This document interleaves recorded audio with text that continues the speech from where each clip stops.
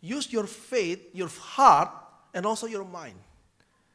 Nah saudara, hari ini banyak sekali orang menggunakan firman Tuhan di tengah-tengah wabah corona seperti ini. Banyak orang yang menggunakan firman Tuhan dengan tidak hati-hati. Mereka menggunakan Mazmur 91, paling banyak hari ini. Jangan takut, kita di dalam Tuhan. 10.000 orang sebelah kiri, 10.000 orang sebelah kanan mati. Aku tidak takut. Kan itu di WhatsApp saudara. Coba kau sebelah-sebelahan sama 10.000 kiri kanan orang mati. Masa kau gak takut? Jujurlah. Apalagi bilang ini mati karena corona 10.000. Mati karena corona 10.000 dan kau di tengah-tengahnya baca Mazmur 91. Macam mana kau? Saudara, seringkali orang menggunakan firman Tuhan dengan tidak tepat. Keluar dari konteks dan menerapkan kepada hal-hal yang sebetulnya bukan itu yang dimaksudkan. Saudara tahu siapa di dunia ini yang paling pandai menggunakan firman Tuhan dengan cara yang salah? Pertama kali, di Taman Eden. Tuhan bilang semua pohon boleh dimakan. Dan makhluk ini cuma berkata, semua pohon tidak boleh kamu makan, cuma tambahin satu. Siapa saudara? Yang kedua, siapa yang menggunakan firman Tuhan dengan salah ketika Yesus di padang gurun? Bukankah malaikat akan menopang engkau jika engkau jatuh dari bubungan rumah? Ada firman Tuhan seperti itu? Twist. Saudara ngerti maksud saya? Iblislah yang selalu menggunakan firman Tuhan dengan tidak tepat. Yesus tidak pernah mengutip firman Tuhan dengan asal-asalan. Saudara, hari ini kita dituntut smart, be smart. Iman penting, tapi iman yang bodoh bukan menyelamatkan, mencelakakan. Kita harus punya smart faith, iman yang pintar. Saudara, pemeliharaan Allah, tentu kita sebagai orang Kristen kita tidak perlu takut. Tapi bukan berarti kita tidak bisa takut. Tidak perlu takut, bukan berarti kita tidak bisa takut, saudara. Tapi kita harus juga punya iman bahwa Tuhan memang memelihara kita. Itu yang pertama. Tapi smart faith, bukan smartphone saudara, juga berpikir. Kalau memang di depan kita begitu banyak orang sakit, ya kita stop dulu untuk salaman. Bukan karena kita takut, karena kita mau be smart, prudent. Kalau kita tahu sudah mulai banyak, dan kita tahu bahwa pemerintah mengatakan lockdown, kita berharap tidak, tapi terjadi. Maka be smart, jangan sok pintar. Nah, smart, pintar dengan sok pintar bedanya cuma satu kata ya. Tapi saudara tahu nggak di Taman Eden gara-gara satu kata hidup kita berubah. Semua pohon boleh dimakan. Dan iblis bilang semua pohon tidak boleh dimakan, kan cuma kata tidak saudara. Tapi mengubah seluruh jalan kehidupan ini. Maka ketika saudara jadi sok pintar, bukan pintar, maka saudara menjadi tidak berhati-hati. Saudara, God's providence, pemeliharaan Allah tidak pernah bertentangan dengan human prudence. Saudara mengerti? Pemeliharaan Tuhan tidak pernah bertentangan dengan kehati-hatian manusia. Apakah saudara pikir saudara terima Tuhan Yesus, saudara bertobat, nyebrang boleh seenak jalan?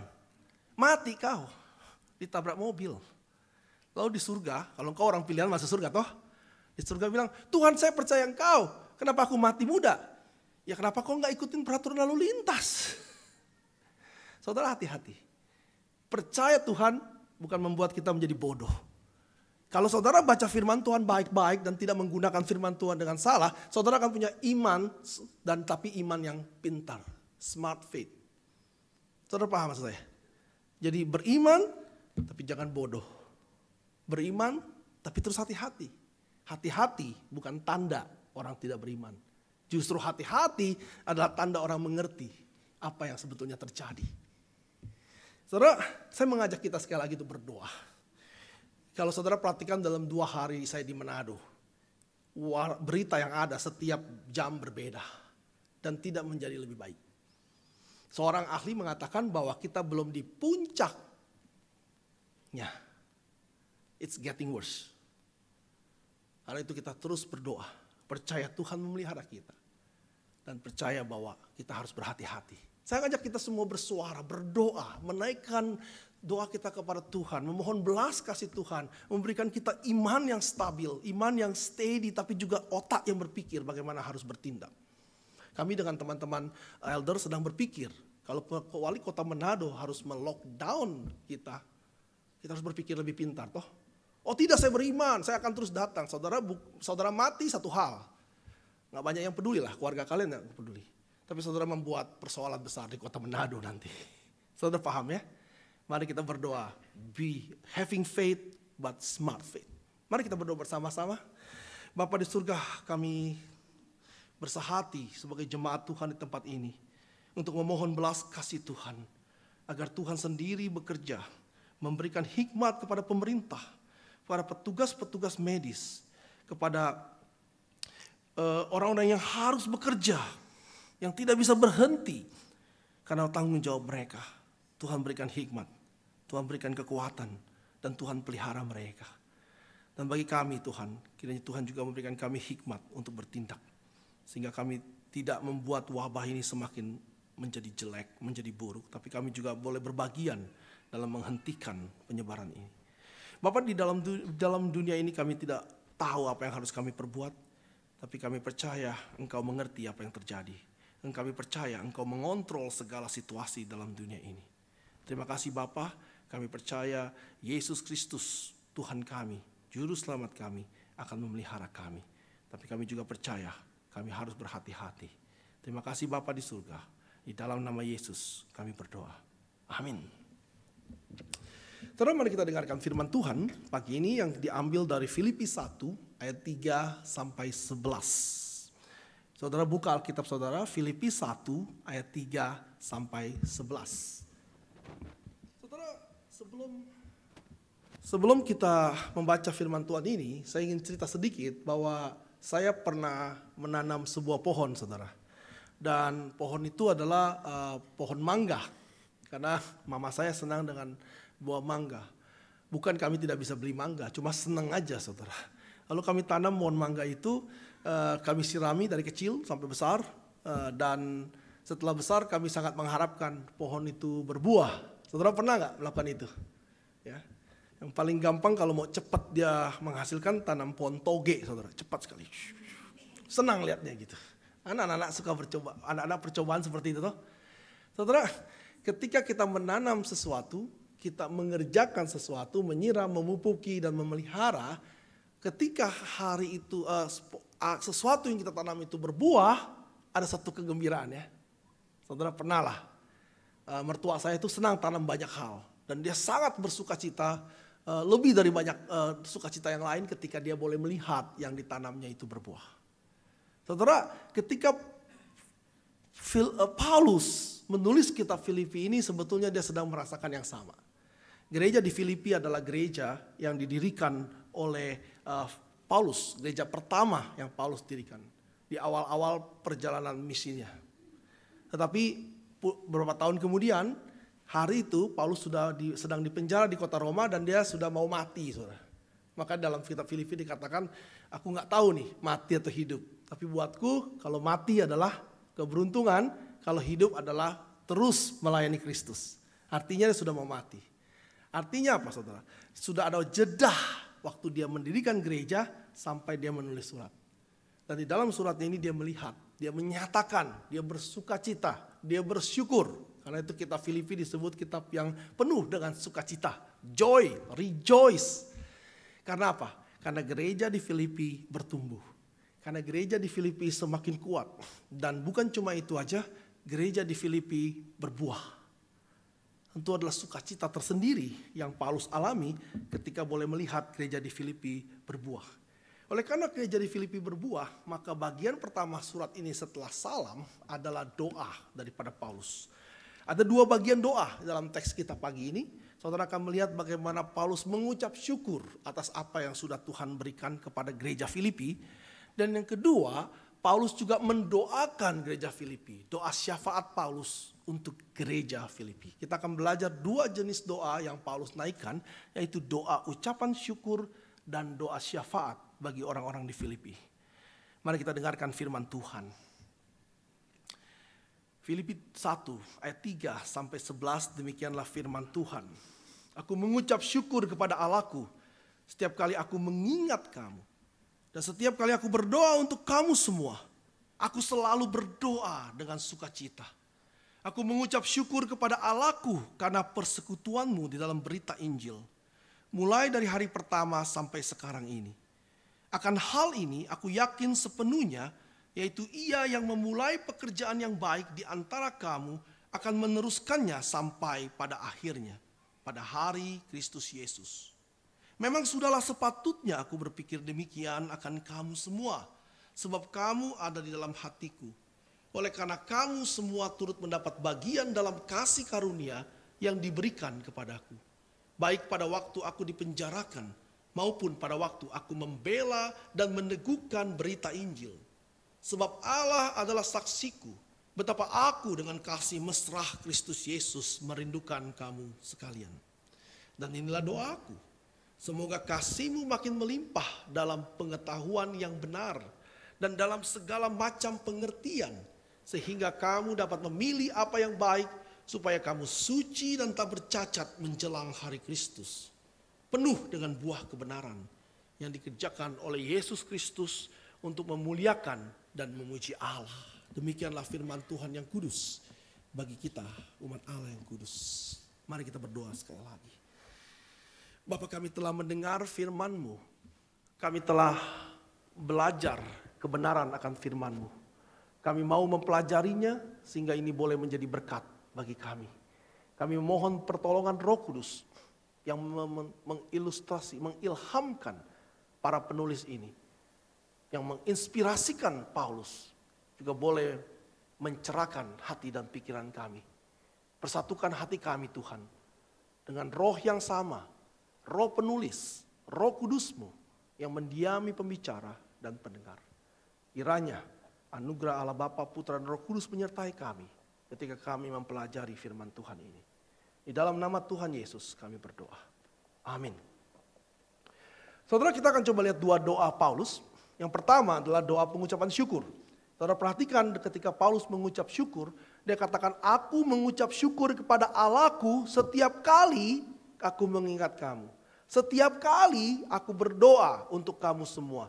Aku selalu berdoa dengan sukacita. Setiap kali Paulus mengingat jemaat di Filipi. Setiap kali, kata ini menekankan 3 kali Paulus katakan. Setiap kali, selalu. Menunjukkan benar-benar Paulus mempunyai intensi untuk berdoa bagi jemaat di Filipi. Setiap kali ingat, dia berdoa. Setiap kali ingat, dia berdoa. Setiap kali berdoa, dia bersyukur, saudara. Dia bersukacita dan mengucap syukur.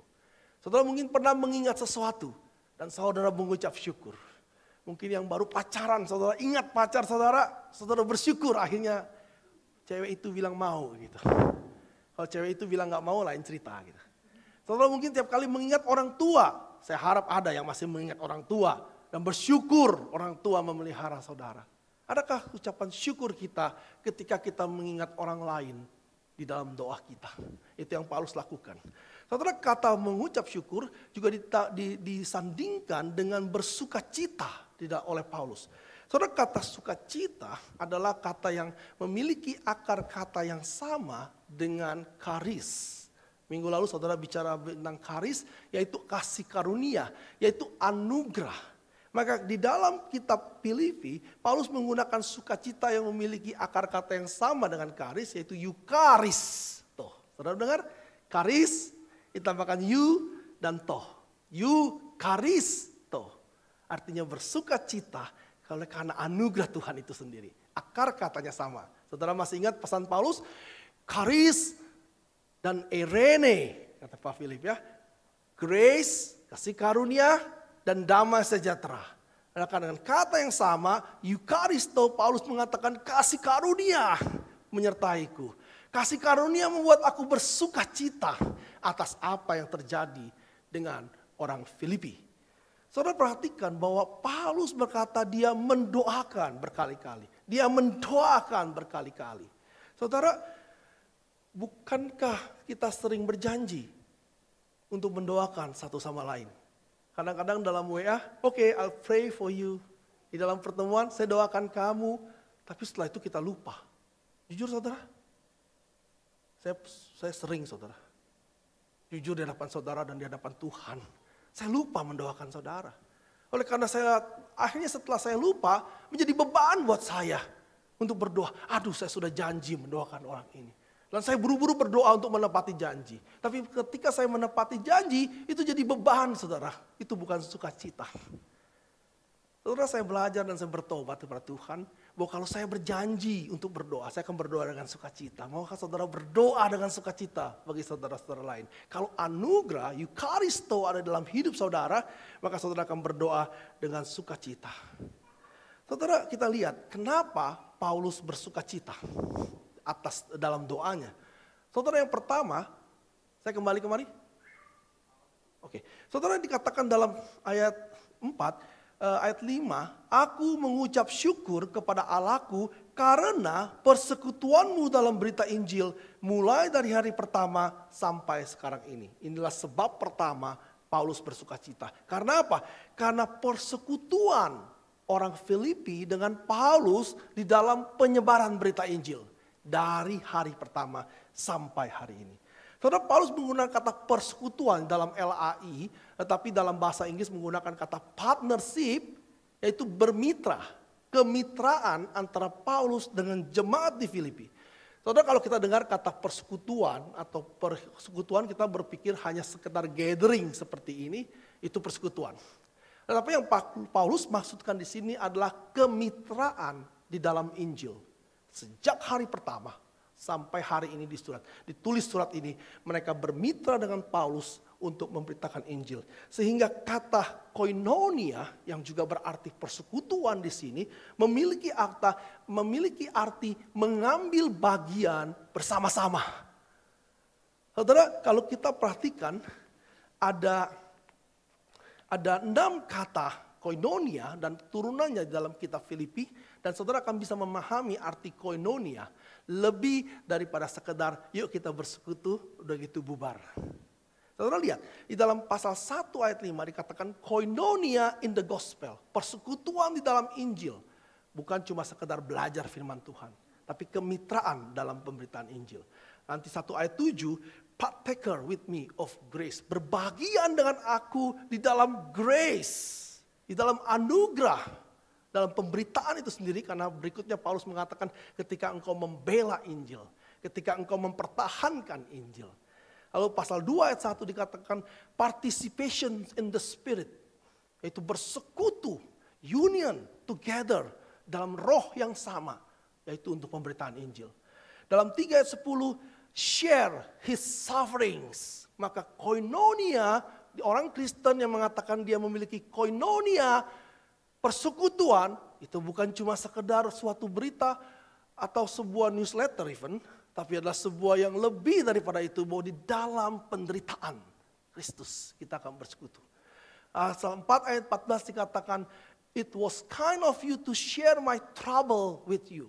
Di dalam koinonia ada juga sharing suffering. Dari 3 ayat 10, 4 ayat 14, sharing dalam persekutuan adalah sharing juga dalam suffering. Maka dalam 4 ayat 15 dikatakan bahwa engkau masuk ke dalam koinonia dengan memberikan uang kepadaku. Giving dikatakan kepadaku. Saudara, kita lihat bahwa koinonia bukan sekedar persekutuan seperti Karang Taruna atau social club. You datang, you suka you datang, you gak suka you pulang, pergi, ganti lagi persekutuan yang lain.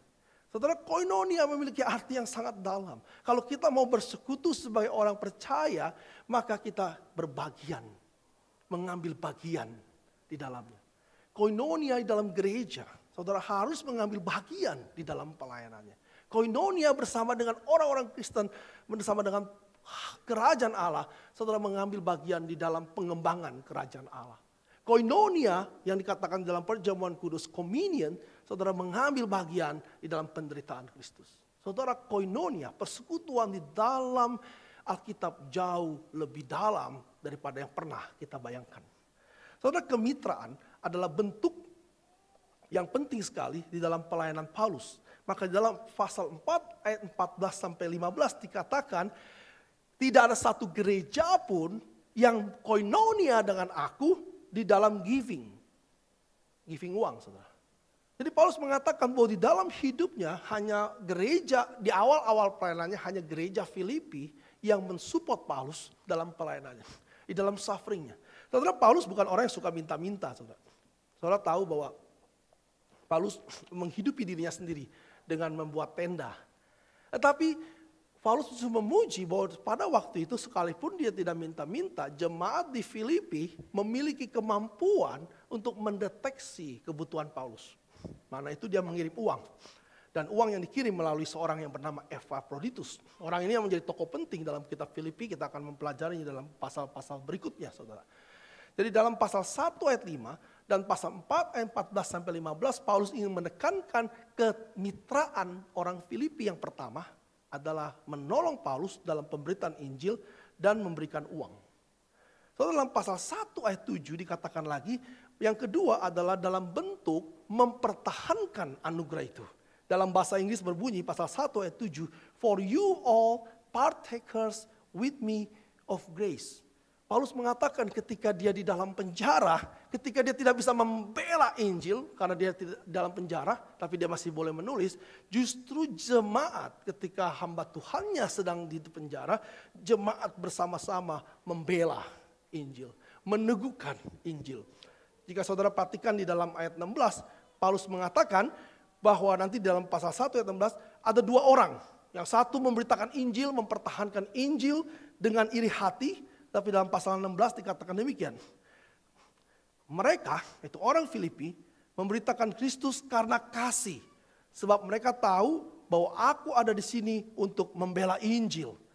Saudara, jemaat Filipi memberitakan Injil bukan karena ingin mencari nama seperti orang yang kedua yang Paulus ceritakan. Tapi jemaat di Filipi memberitakan Injil dengan niat baik dan mempertahankan dari setiap ajaran palsu. Mereka mampu membela diri mereka. Mereka mampu membela iman mereka. Mereka mampu membela iman jemaat, saudara. Maka inilah koinonia yang kedua. Jadi yang pertama, koinonianya adalah dalam membantu perkembangan Injil dengan memberikan uang. Yang kedua, terlibat sebagai mitra Paulus dalam mempertahankan kebenaran Injil.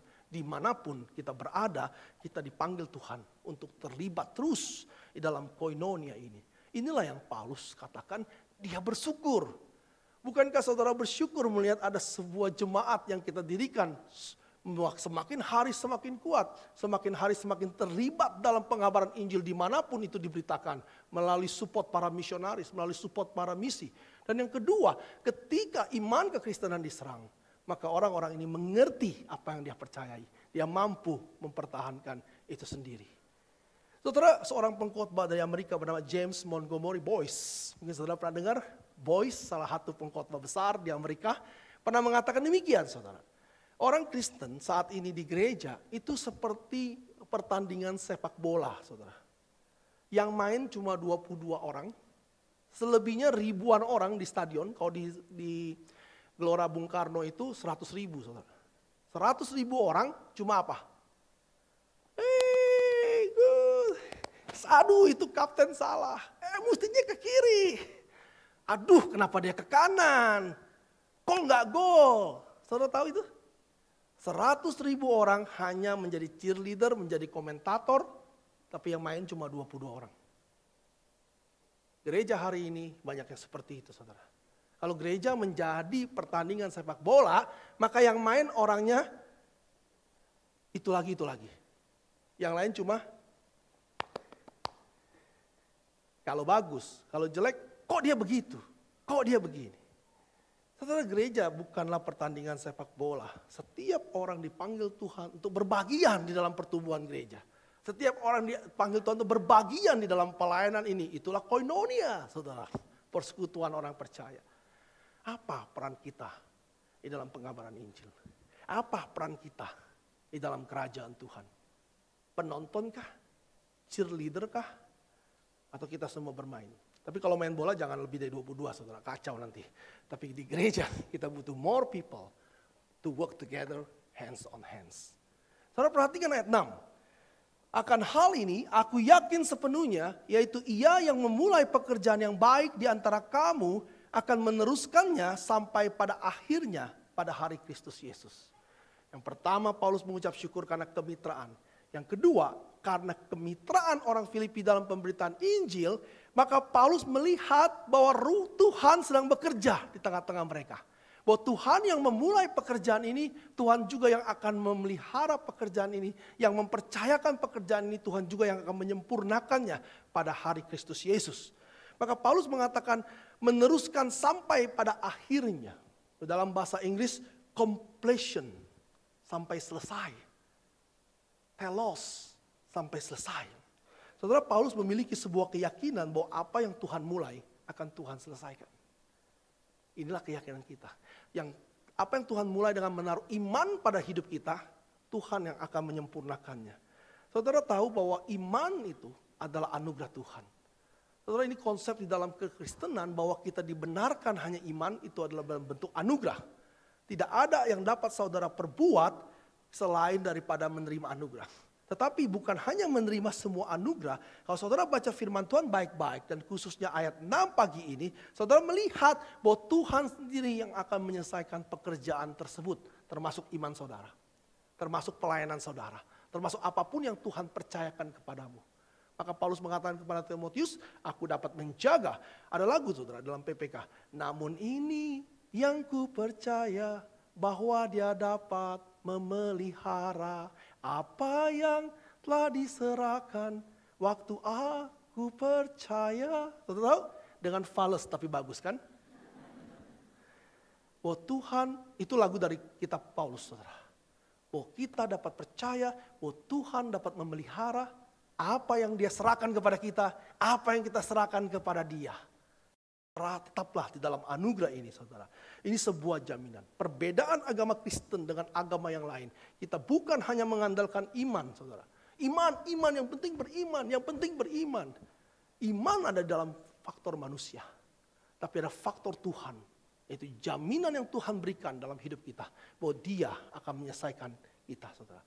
Dan saudara, Paulus mengatakan ini di dalam pasal 3 ayat 9. Saudara buka Filipi 3 ayat 9 dikatakan bahwa kebenaran atau righteousness, yaitu justifikasi kita dalam teologi, adalah anugerah yang Allah berikan kepada kita. Dikatakan demikian, Filipi 3 ayat 9. Kebenaran Allah yang Allah anugerahkan berdasarkan kepercayaan. Kebenaran yang Allah anugerahkan.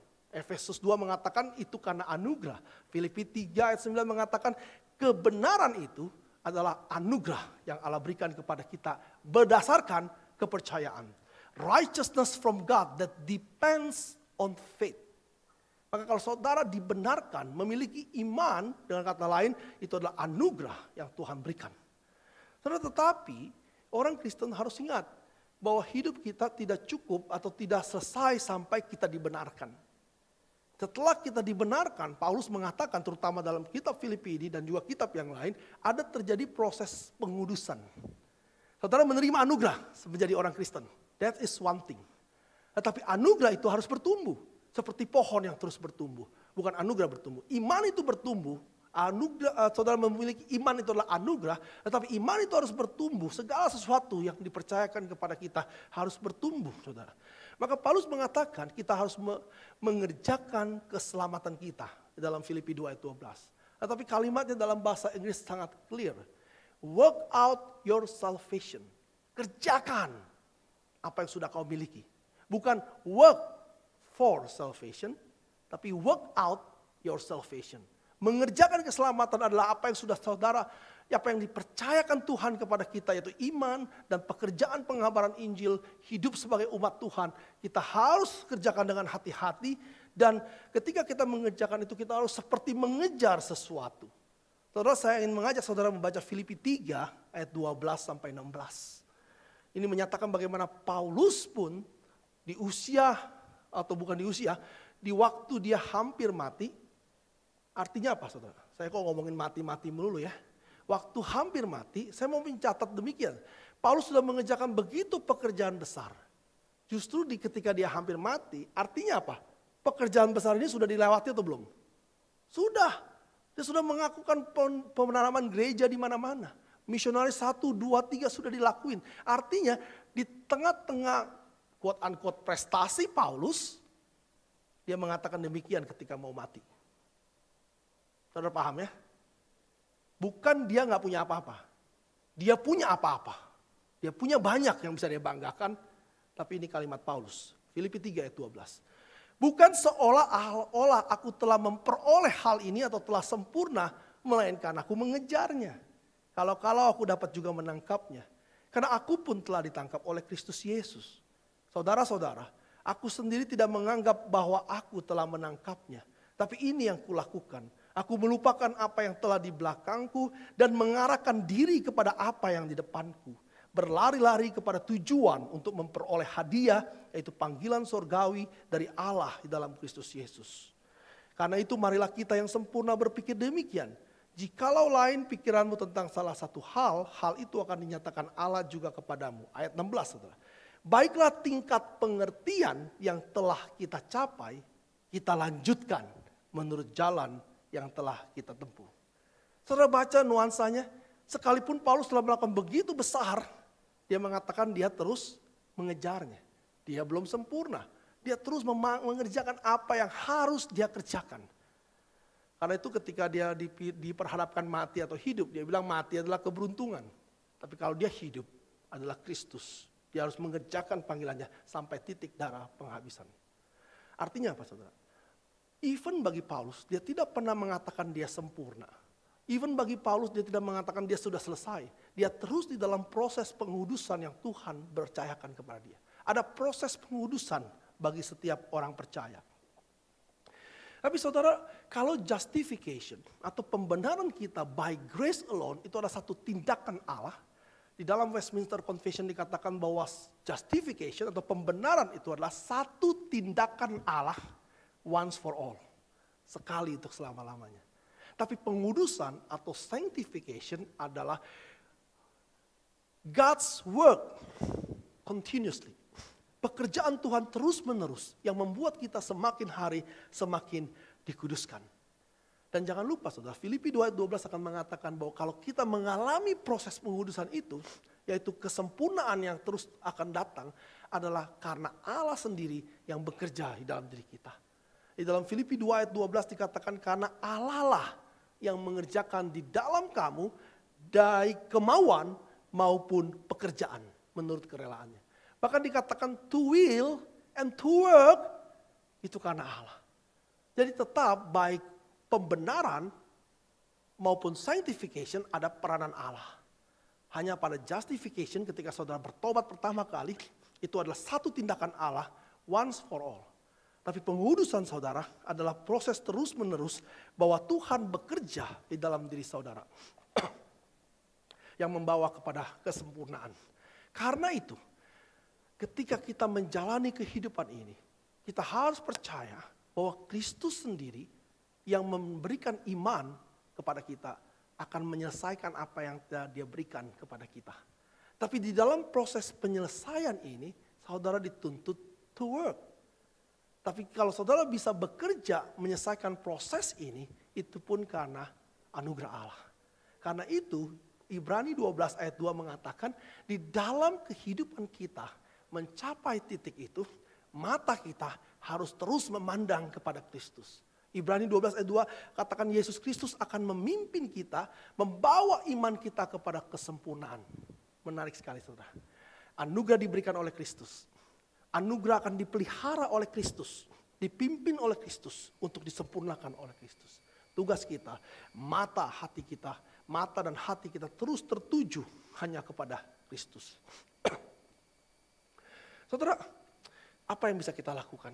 Kalau saudara menyadari ini, iman dari Kristus. Dibawa kepada kesempurnaan karena Kristus. Tuhan yang memulai, Tuhan yang menyelesaikan, Tuhan yang menyempurnakan. Apa yang bisa saudara lakukan selain bersyukur, bersyukur, bersyukur. Ini yang tidak akan saudara dapatkan dari agama atau ajaran religius apapun juga. Dia yang memulai, dia yang memelihara, dia yang memimpin, dia yang akan menyempurnakan iman kita yang lemah. Kalau saudara harus menyempurnakan iman saudara, bukankah setiap kali kita lebih cenderung iman yang lemah, bukan iman yang kuat. Tetapi dengan pengudusan ini, saudara terus berjalan. Tetapi ada peranan kita. Work out your salvation. Hidupi imanmu. Tuhan sempurnakan itu. Bukan apa yang kau perbuat menjadi sempurna, tapi karena Tuhan bekerja di dalam hidupmu. Maka tadi dikatakan dalam ayat 6, Tuhan yang memulai pekerjaan yang baik di antara kamu, apa yang Tuhan mulai? Faith, iman. maka Tuhan sendiri yang akan meneruskan pada akhirnya sampai pada hari Kristus Yesus. Saudara, hari Kristus Yesus yang dimaksud di sini adalah kedatangan yang kedua. Sudah pasti bukan kedatangan yang pertama toh. Karena Paulus menulis surat ini Yesus sudah naik ke surga.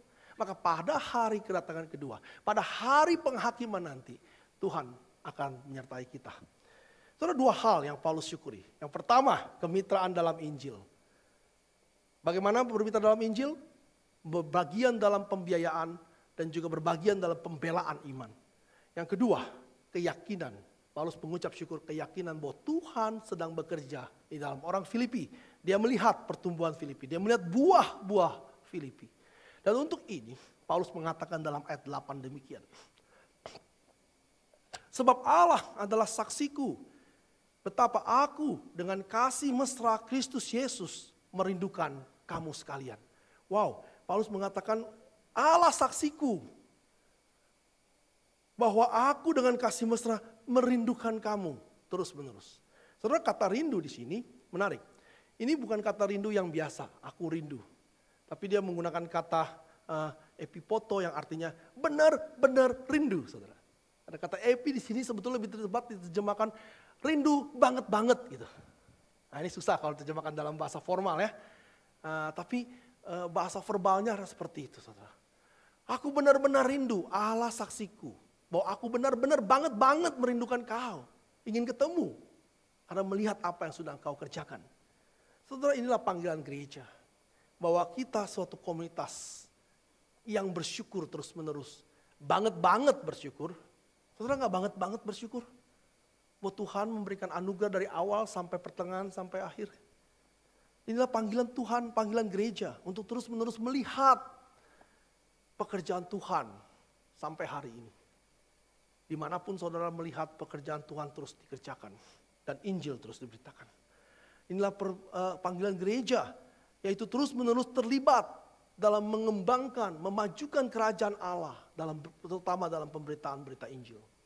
Saudara, saat ini kerajaan siapa yang sedang saudara kembangkan? Your kingdom or God's kingdom.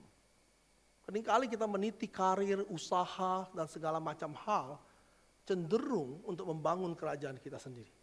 Saudara, tidak ada yang salah dengan mengembangkan karir. Tidak ada yang salah dengan berusaha mencari uang. Tetapi apa yang menjadi fokus kita?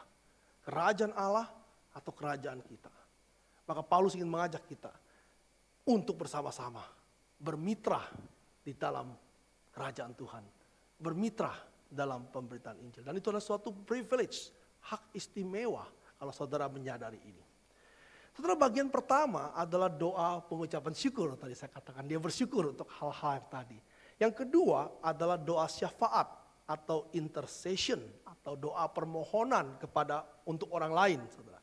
Kemitraan dalam berita Injil adalah sebuah kesempatan untuk memajukan kerajaan Allah. Tetapi di dalam proses yang sama, di waktu yang sama, adalah bagian dari proses pertumbuhan kita. Kalau kita bermitra dalam Injil, itu merupakan salah satu proses pertumbuhan iman kita.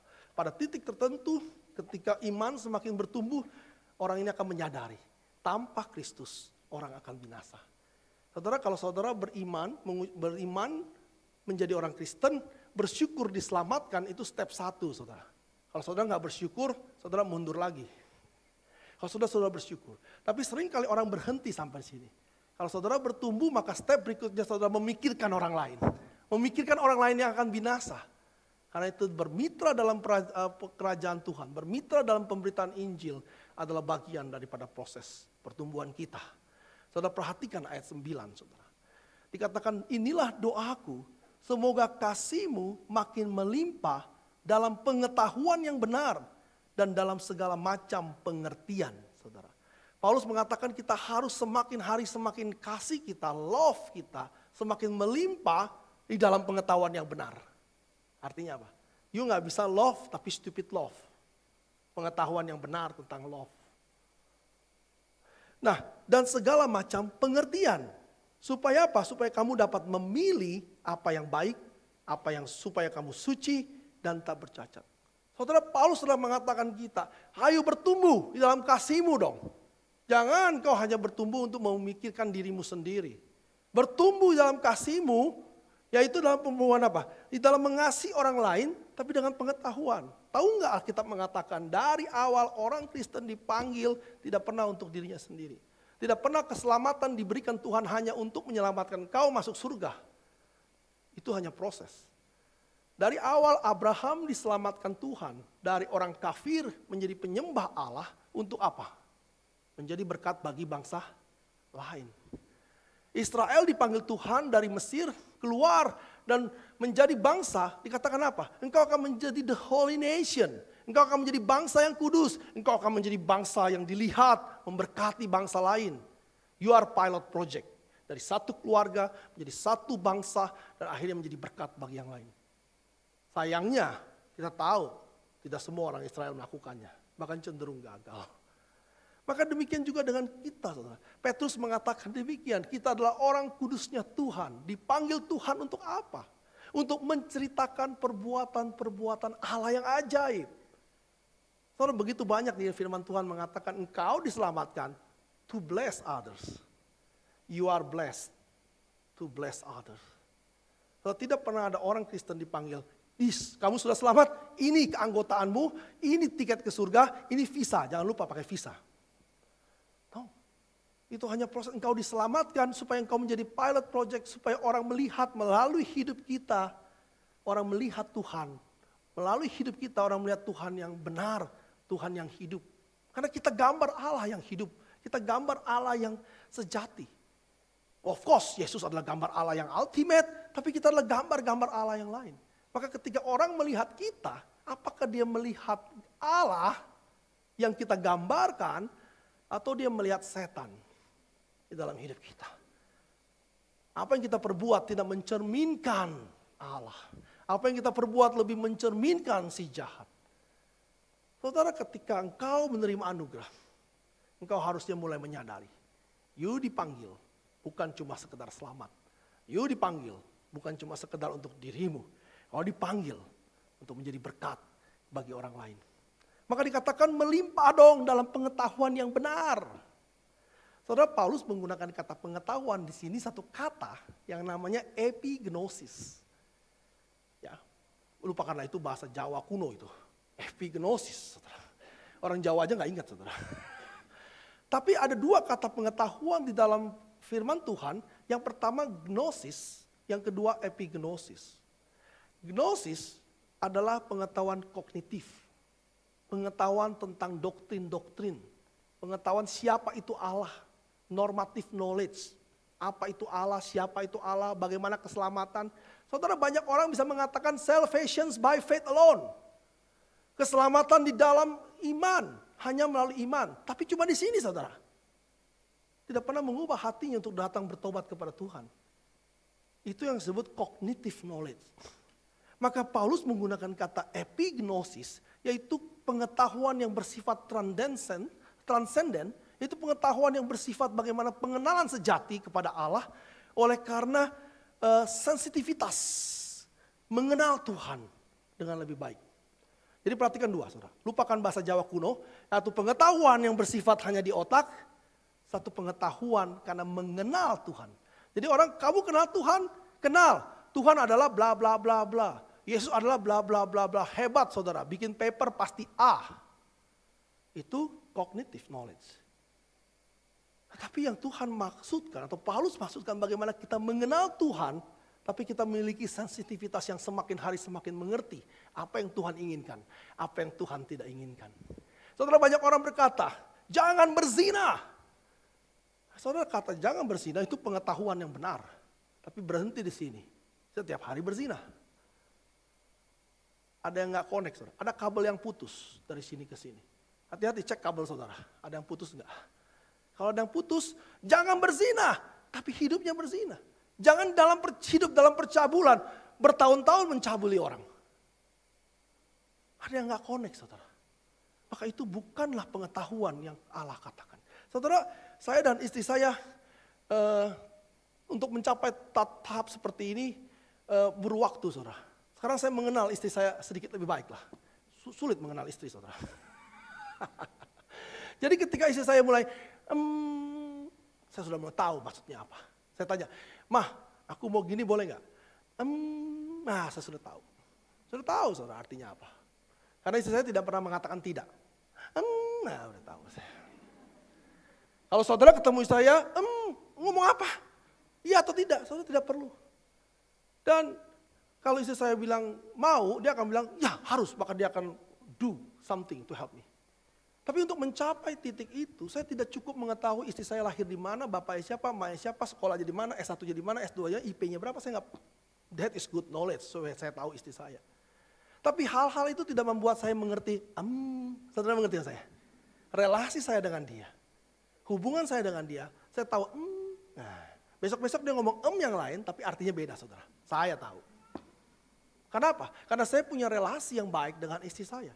Kami menikah belum terlalu lama saudara, baru 17 tahun, kalau nggak salah hitung, ya 17. Saya berharap dengan pernikahan saya semakin lama dengan istri saya, kalau hubungan saya baik dengan dia nggak ngomong pun mesti saya tahu. Saya sudah tahu. Saya tahu apa yang dia suka, saya tahu apa yang dia nggak suka.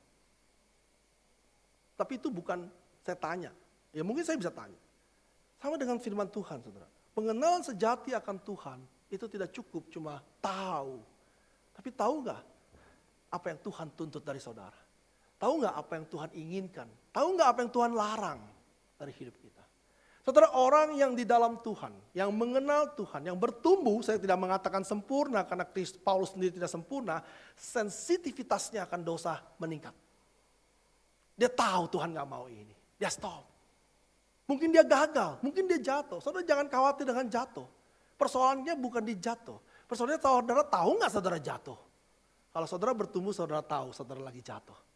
Saudara datang kepada Tuhan. Itu sensitivitas yang bertumbuh. Kalau ada orang jatuh, tapi tidak sadar dia jatuh, malah dia menikmati kejatuhannya, dan sampai 17 tahun, itu ada problem saudara. Kabel-kabelnya putus, dari atas ke bawah. Nggak nyambung apa yang dia pikirkan, apa yang dia dengar dengan yang dia lakukan saudara. Maka saudara, pengenalan akan Tuhan tidak cukup hanya kognitif. Tapi saudara, Paulus dan Petrus tidak pernah mengabaikan pengetahuan kognitif. Di dalam 2 Petrus 1 dikatakan, tambahkan kepada imanmu cognitive knowledge. Tambahkan kepada imanmu gnosis. Tambahkan pengenalanmu, imanmu, pengetahuan tentang firman Tuhan. Tambahkan terus. Supaya apa? Supaya engkau berhasil di dalam pengenalanmu akan Allah. Epignosis. Saudara, pengenalan sejati akan Tuhan melampaui daripada pengenalan Tuhan secara kognitif. Mengenal Tuhan lebih daripada sekedar mengenal doktrin-doktrin yang benar. Tetapi pengenalan sejati tidak pernah tidak melewati proses cognitive knowledge. Saudara ngerti mas saya? Tanpa cognitive knowledge, nggak mungkin saudara mengenal Tuhan yang sejati. Karena Tuhan yang sejati ada di dalam firman Tuhan. Saudara harus belajar firman Tuhan, saudara harus belajar doktrin yang benar. Itulah Tuhan yang sejati. Tetapi saudara baru sampai di kognitif. Saudara teruskan berhubungan dengan Tuhan. Dan saudara mengenal dia walaupun Tuhan tidak berkata apapun juga saudara tahu. Kalau saudara mengenal Tuhan, saudara nggak nungguin, saya mau tunggu Tuhan bicara apa hari ini. Tuhan sudah bicara banyak. Sensitif nggak saudara kepada dia? Jadi kalimat saya, growing is beyond knowledge. Tapi nggak pernah melewati, tanpa melewati knowledge. Saudara harus belajar firman Tuhan. Tidak ada cara yang lain saudara. Nah Paulus mengatakan bahwa di jemaat di Filipi, kalau dia harus bertambah makin melimpah dalam pengetahuan yang benar dan segala macam pengertian. Nah saudara, dalam bahasa Inggris dikatakan discernment. Knowledge yang benar menolong kita memiliki kemampuan membedakan. Ya, discernment membedakan kan, discern. Saudara harus bisa membedakan. Kemarin saya beli duku saudara. Saya harus bisa membedakan mana yang manis dan mana yang asam. Nggak bisa saya saudara. Setelah saya makan saya baru tahu. Tapi nggak mungkin saya cobain semua toh. Bisa diomelin sama yang jualan. Tapi saudara, di dalam hidup ini kita perlu bisa membedakan. Kemampuan membedakan. Discernment saudara. Dan dikatakan di dalam discernment di sini adalah kemampuan supaya apa? Supaya kamu suci. Supaya kamu ayat 10. Supaya kamu dapat memilih apa yang baik. Dan kamu suci dan tak bercacat saudara. Saudara, kemampuan memilih adalah hal yang penting. Banyak orang hari ini tidak mampu membedakan. Mana yang benar, mana yang salah. Mana yang baik, mana yang tidak baik. Mereka berpikir itu. Kenapa? Kemampuan itu didapat kalau saudara belajar firman Tuhan.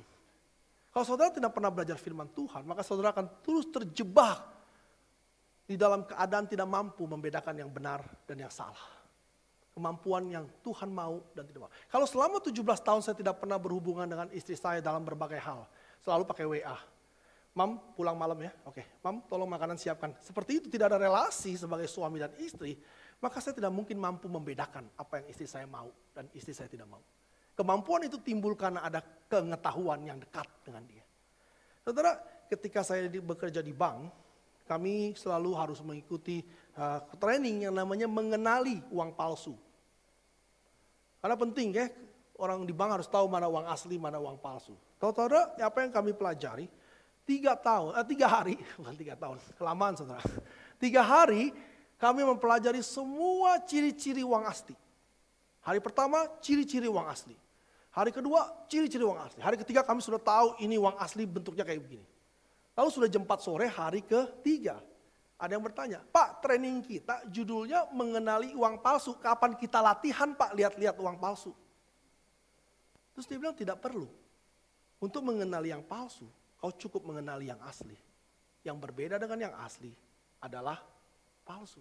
Tidak mungkin kau mempelajari semua uang palsu yang dibuat oleh orang di dunia ini. Yang perlu kau tahu, uang asli.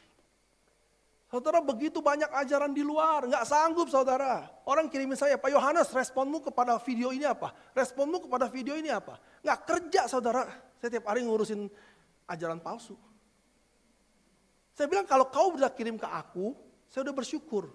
Kenapa? Artinya kamu tahu ini ajarannya aneh. Betul?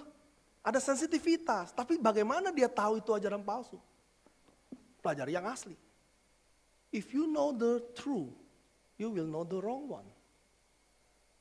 Saudara, begitu banyak hal yang bisa saudara kembangkan ketika saudara mempelajari firman Tuhan dengan setia. Maka saudara akan melihat bagaimana yang asli menolong kita mengenal yang palsu. Tanpa harus memahami yang palsu. Saudara paham maksud saya? Saudara, hari ini coba, ada gak mama di dunia ini yang untuk mengingat anaknya yang asli, dia kenalin semua anak orang lain dulu? Gak ada saudara. Ini anak saya, yang lain pasti bukan. Tahu dari mana? Saya kenal anak saya. Cukup itu doang toh. Masa kita balik pelajarannya? Kita kenalan semua anak orang. Yang bukan mirip anak saya ya bukan. Ya, sampai tua juga gak selesai saudara. Saudara pertama maksud saya ya. Kenali yang asli. Pelajari yang benar. Saudara memiliki kemampuan discernment. Cuma persoalannya kita sering sekali kompromi. Kompromi kepada yang kita tahu. Itu yang menjadi kita. Dikatakan kalau saudara memiliki pengetahuan yang benar, saudara mampu memilih yang benar. Ingat, pengetahuan yang benar menolong saudara memilih yang benar. Supaya apa? Saudara memiliki kemampuan untuk membedakan dan saudara mengatakan boleh memilih yang baik. Nah, kata yang baik dalam bahasa Indonesia tidak bagus. Saudara. Karena dalam bahasa Inggris excellent. Atau dalam bahasa Yunani lebih tepat esensi. Kamu memiliki discernment, maka kita bisa memilih kehidupan, memilih hal-hal yang esensi, memisahkan. Saudara, discernment itu bukan memilih. Saudara. Discernment itu membedakan. Bahkan di tengah-tengah kemiripan sekalipun dibedakan. Coba saya tanya para suami, kalau istrimu kembar kau bisa bedakan gak? Kalau gak bisa kau pura-pura itu namanya. Pasti bisa dibedakan. Jadi discernment itu membedakan sesuatu yang sebetulnya hampir sama. Kalau memilih yang baik dan buruk itu gampang saudara. Karena beda jauh. Tapi discernment membedakan di titik di mana saudara harus memutuskan dua hal yang hampir sama. Tapi saudara bisa membedakan. Itu discernment. Dan dikatakan discernment sebetulnya bahasa Indonesia memilih apa yang baik kurang tepat. Discernment untuk hal-hal yang esensi, excellent di sini atau yang baik di sini dalam bahasa Yunaninya esensi. Saudara, hidup kita harus mulai mampu membedakan mana yang esensi, mana yang tidak. Ini yang sering kemampuan yang sangat rendah yang orang Kristen dan orang di dunia miliki. Kita tidak mampu membedakan yang esensi. Saudara tidak berdosa, saudara tidak akan masuk neraka gara-gara beli iPhone cicil. iPhone 20 juta saudara cicil 3 tahun. Tidak akan masuk neraka gara-gara itu saudara. Tapi tahukah saudara, dengan saudara membeli iPhone, kemampuan saudara tidak ada, you gak tahu mana yang esensi dalam hidup ini. Ngerti? Jadi memilih yang esensi dan tidak, kadang kala bukan memilih yang salah dan yang benar. Kalau saudara nggak tahu, kelewatan itu. Tapi esensi, ini nggak salah, ini juga nggak salah. Tapi mana yang esensi? Saudara paham maksud saya? Kemampuan itu ada ketika saudara mengenal Tuhan dengan benar, Tuhan karuniakan discernment, maka saudara bisa memilih yang esensi dan yang tidak esensi. Hari ini banyak orang Kristen memilih banyak hal yang tidak esensi. Saudara, waktu kami tinggal di Amerika, sebelum kami ke Amerika, cicilan nggak ngetop saudara. Cicilan 0% nggak ngetop. Jadi baru ngetop balikan baru-baru ini. Jadi kalau dulu kami mau cicil, kami harus cari sendiri cicilannya dari mana. Balik dari sini saya lihat di mall, Agnes, istri saya namanya Agnes. Jadi saudara jangan khawatir saya panggil istri yang lain ya. Nes, itu ke Hong Kong cuma 1,7. Yuk kita berlima, lumayan loh. Ayo, begitu dideketin 1,7 per bulan. 3 tahun. Jadi saya bilang, wah. Lalu saya lihat lagi ke toko berlian itu cincin. Terus dulu waktu kita beli cincin berlian, harganya cuma nggak 700.000 itu atau 800.000. Sekarang murah sekali. Berlian palsu kali. Bukan palsu saudara, asli. Tapi di bawahnya cicilan. Setiap bulan selama 36 bulan. Ya, saya hanya ilustrasi tapi itu terjadi hari ini bukan. Saudara, tawaran-tawaran itu membuat kita tidak bisa melihat esensi dalam kehidupan ini. Dalam pengeluaran uang. Dalam memilih makanan, dalam memilih banyak hal kita kurang. Tapi kalau kita bersandar sama Tuhan, kita memiliki pengetahuan yang benar, saudara bisa membedakan yang esensi. Banyak uang palsu yang sangat mirip saudara, tapi teller BCA pada waktu itu, saya harap hari ini juga, tangannya mudah sekali. Banyak sekali uang palsu dipegang tangannya sudah berasa, mana yang bukan. Kenapa? Mereka berlatih mengenali yang asli. Mereka tahu di titik yang sangat kritikal. Benar atau tidak salah, dia tahu mana yang harus dia pilih. Itu kata esensi. Saudara. Yang kedua, kenapa kita perlu memilih yang esensi? Karena kita sedang dalam proses pengudusan. Supaya Tuhan katakan, Paulus katakan, supaya engkau semakin hari semakin suci, semakin kudus, saudara. Dan tidak bercacat di hadapan Tuhan pada hari dia datang. Saudara, ini menarik. Apakah mungkin manusia hidup tidak bercacat? Saya katakan tidak mungkin.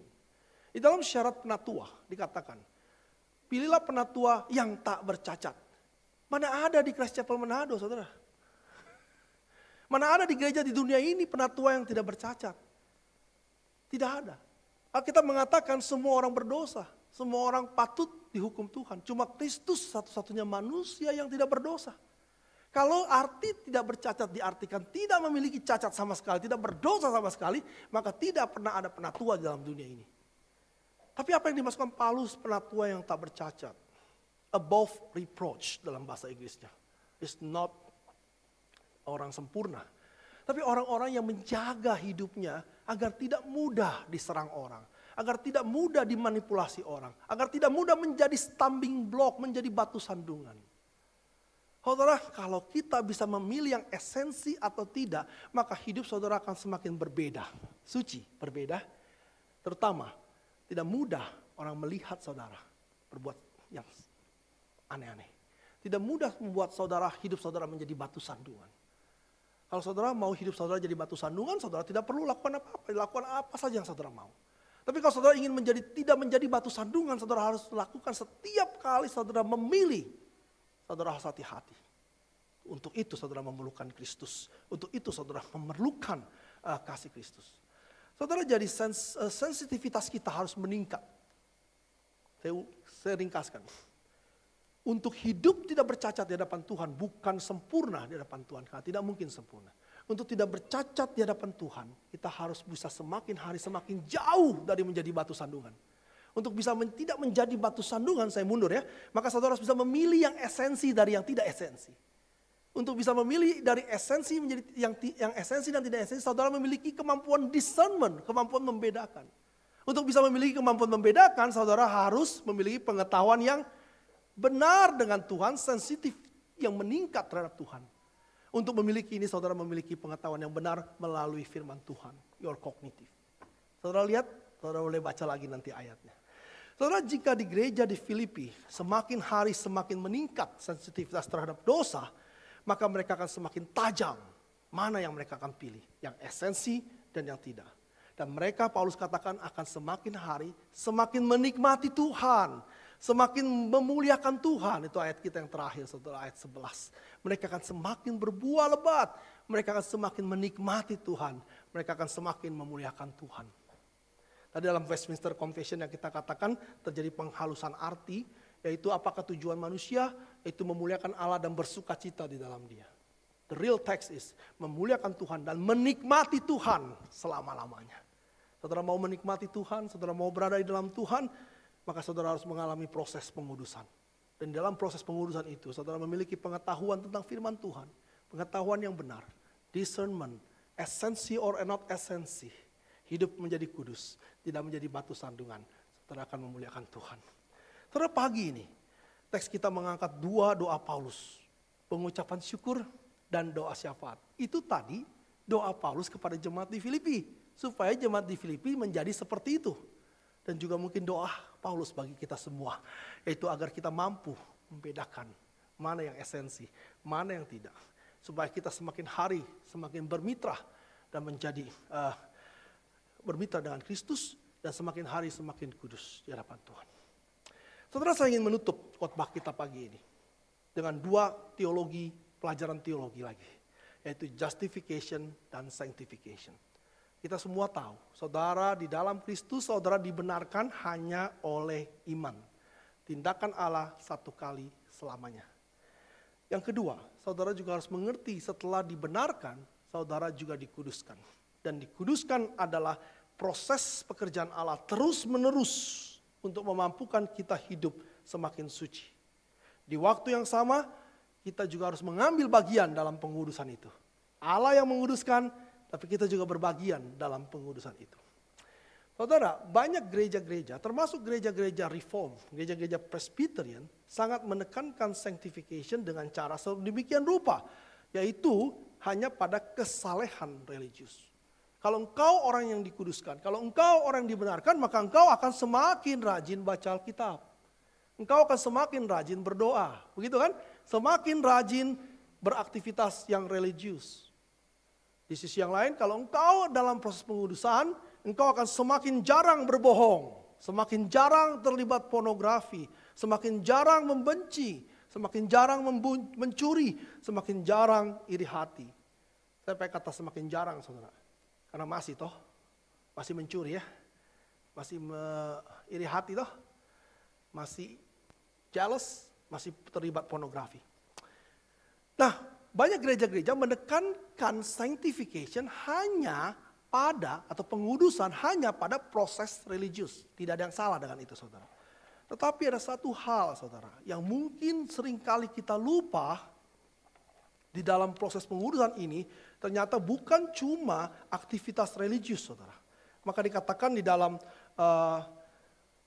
kitab kita pagi ini adalah berpartner di dalam Injil. Maka tema saya pagi ini adalah berpartner dalam Injil. Bermitra dalam Injil menjadi satu kesalehan yang hilang, saudara. Karena kita menunjukkan kita saleh hanya di dalam membaca firman Tuhan. Tapi hanya di otak, kabel putus, nggak sampai ke hati. Atau kita hanya beraktivitas religius. Kita lupa bahwa menjadi partner dalam pemberitaan Injil adalah sebuah kesalehan, sebuah godliness yang dituntut Tuhan. Sebuah saintliness yang diperintahkan Tuhan.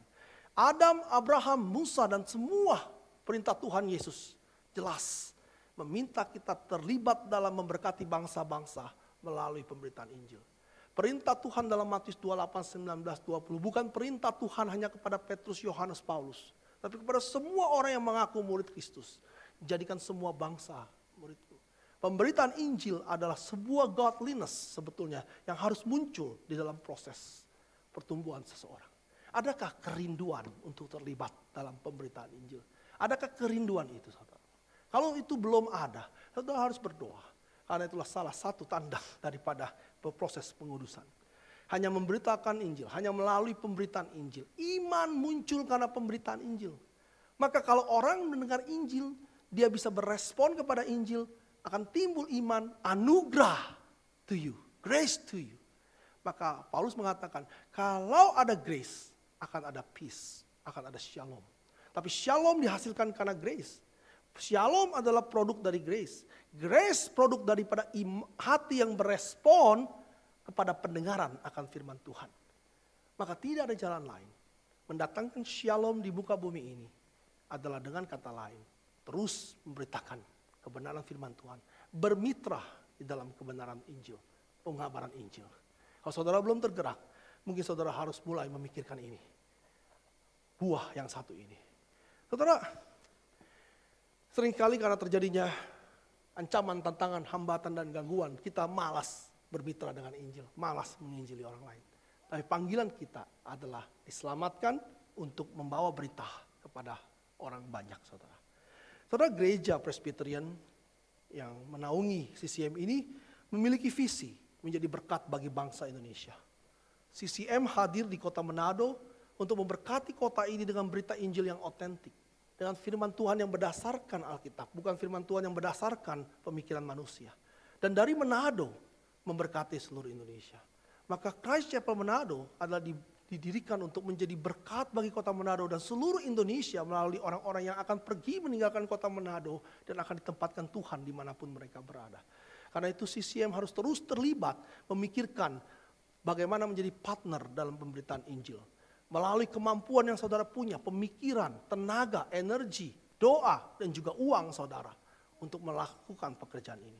Hari ini saudara, Gereja Presbyterian Injili dengan chapel-chapelnya di Kupang, di Karawaci, di Palembang, terus melayani pemberitaan Injil yang otentik sesuai dengan firman Tuhan, dan kita berharap akan menjadi buah yang lebat. Apakah CCM sebagai chapel pertama di luar kota Jakarta menjadi seperti gereja di Filipi? Jemaat pertama ini boleh menjadi buah yang lebat, membawa buah yang lebat, berpartisipasi dalam pemberitaan Injil di seluruh Indonesia. Dalam pembukaan Christ Chapel yang berikutnya. Setiap pelayanan membutuhkan dana dan tenaga. Maukah saudara menjadi partner dalam pemberitaan Injil? Melalui uang saudara, melalui tenaga saudara, melalui doa saudara, melalui pemikiran saudara.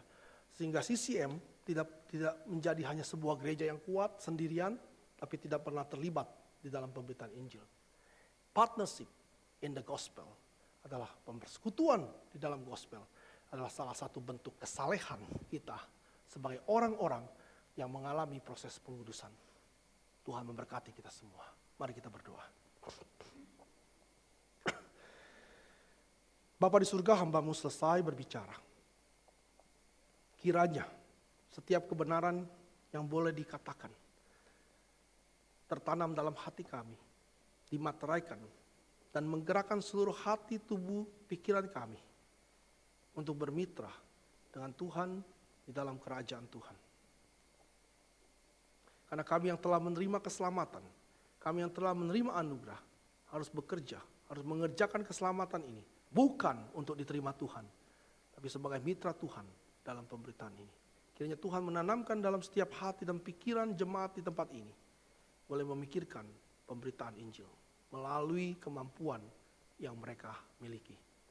Dan setiap perkataan yang bukan kebenaran, kiranya itu berlalu setelah hari ini. Dalam nama Tuhan Yesus, kami berdoa. Amin.